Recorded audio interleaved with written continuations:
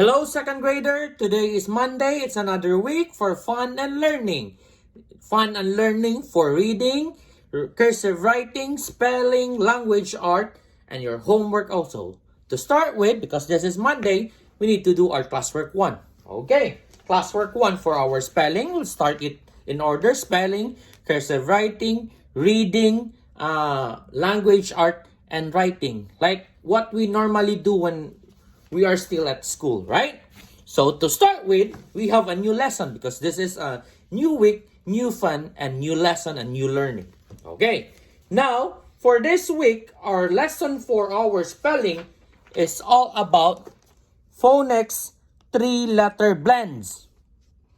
Like SCR, skr, spl, spur, stir, thur, sure. Okay, so those are what we call 3-letter blends. Why do we call it 3-letter blends? Because when you read it, the sounds of each letter blend together. That's why it is called 3-letter blends. When you read it, it blends together. Now, here's an instruction here. Here's a if you forgot what is a 3-letter blends here, blends are groups of letter that works together, meaning they blend together.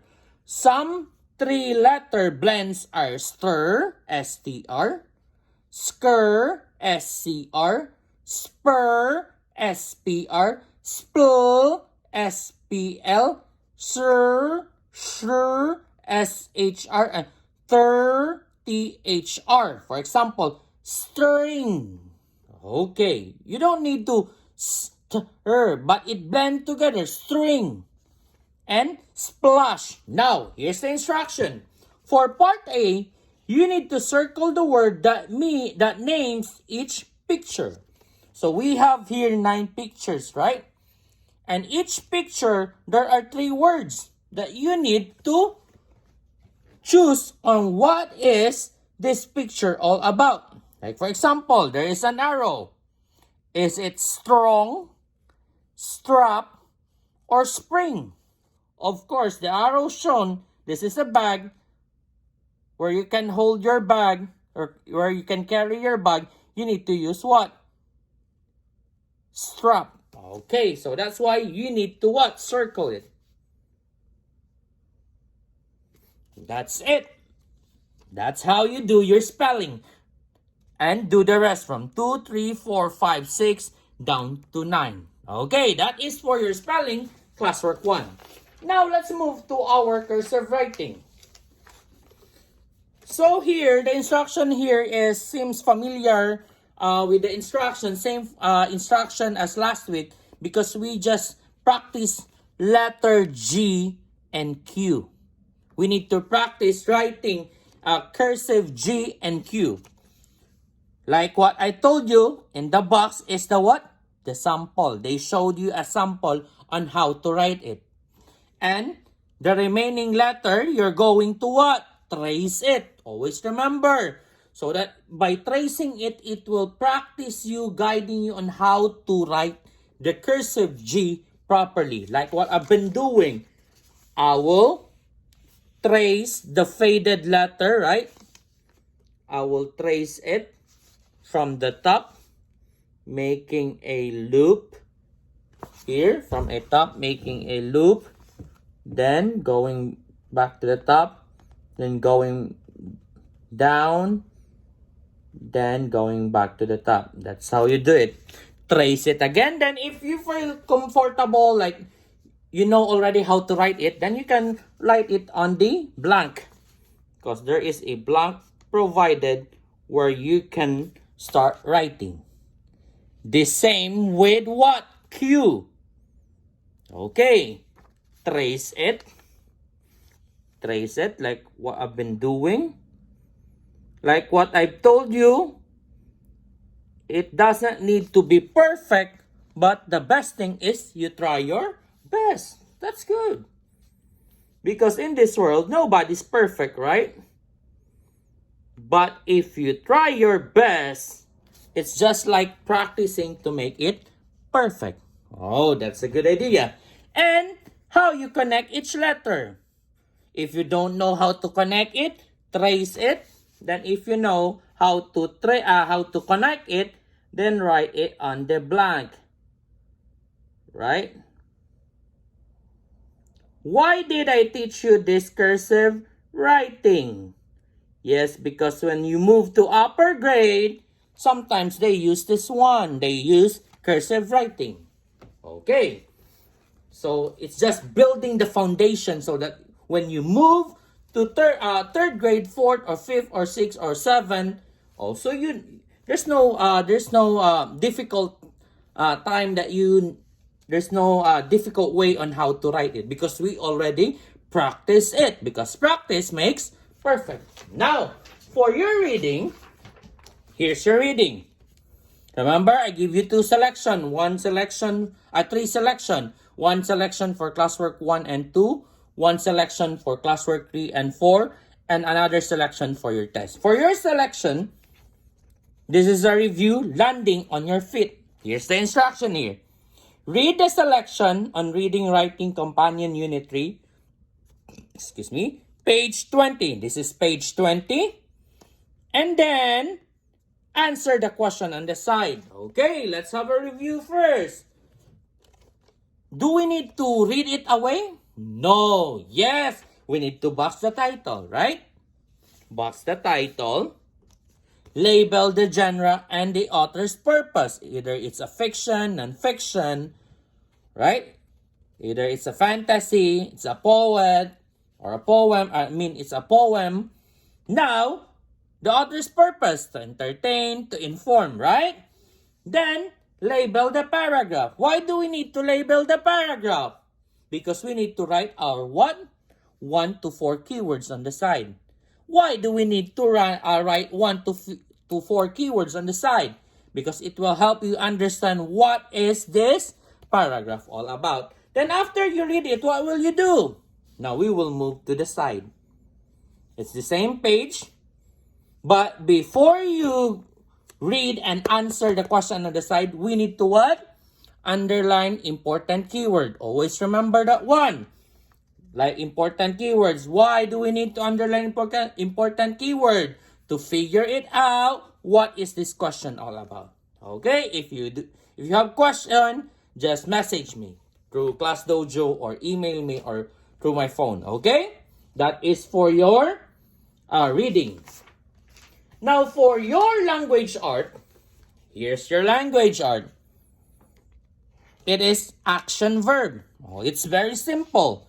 So if you forgot what is an action verb, here is a review box on what is an action verb. An action verb is a word that shows action. Like what I've been doing now. That's action. So I'm punching. So I'm writing. That is an action. Action verb. Now, an action verb tells what someone or something is doing, like what you've been doing. You're writing right now. I'm talking, giving you instruction. That is an action. To find an action verb, ask what is the person or thing in this sentence doing. Right? You need a person or a thing that is been doing an action. Now, here, rain falls from the sky. So our subject here is rain. We're talking about the rain. What is the rain doing? Falls from the sky. That's why we underline it. That's very easy, right? Now, in the first instruction, you need to circle the action verb in each sentence. Then write it on the line. Like number 1, I toss a ball in the air. So, toss here, we need to circle it. After you circle it, write it on the line. That's pretty easier, right? Now, at the bottom, use the sentences as a model. Here, you can use this as a model. Write about time you have spent at a park or playground. Use action verb to explain what you did at the park or on the playground. Now, you need to create one sentence. It should not be based on this sentence, but you need to create your own, right? this sentence on the top serve as your model. Like, for example, you forgot how to use it. But make sure when you write a sentence, make sure it makes sense, and make sure the setting is at the part, and make sure there is an action verb. Okay, review, action verb shows action. Okay, that's why it is called action verb. Now, for your writing, like what I've been doing, like every classwork one, there's nothing, there's no way that you will going to answer it. All you need to do is what? Study, because every classwork one that I give in writing is just an example. Why do I need you to give an example? Because this will serve as your model or your basis on how to do your classwork 2, 3, and 4. But before that, let's have a quick run through this example. So this, for your writing, our lesson is all about staired writing. When we say staired writing, it's just how order matters. So how we write and put our writings in order so that it will make sense. Each sentence links back to the previous sentence. So that's why how in writing you need to connect your previous writing or your sentence 2 to your sentence 1. And your sentence 1 to your title. Because you cannot write that is not that is out of the box, because how will you connect it, right? So like for here example, I love my dog. So his first sentence is I love my dog. So to make it in order matters, you will not mention about cat, you will not mention about your favorite toy, but all you need to mention is all about your dog. Then is the second sentence, he can do many tricks. So, the second sentence linked to the first sentence about his or her dog, right? His favorite trick is rolling over. Does it mention other things? No, it mentions about dog, because you need to focus on your specific topic. That's how you do staired writing. Then, in fact, he rolled right off my bed this morning. That's how you connect sentence. Always remember, if you forgot, go back to your previous sentence and make sure it makes sense. That's why it is called staired writing, because we put order matters. Right? Now, for your homework, this is your homework. Preparing for a new puppy. Oh, this sounds interesting, right? So you need to read it. I'm sorry. After you read it, then about preparing for a new puppy, then you can answer the question on Monday. If you got bored, you can answer also Tuesday, Wednesday, or Thursday. It's up to you. So this serve as your homework. And I encourage you to do your work, right? Because this learning packet is graded. And you need to make sure that you complete each work every week so that there's a greater chance that you will be moved to third grade. Okay? If you have question, please email me or message me through Class Dojo. Okay, have a great day, second graders. Enjoy!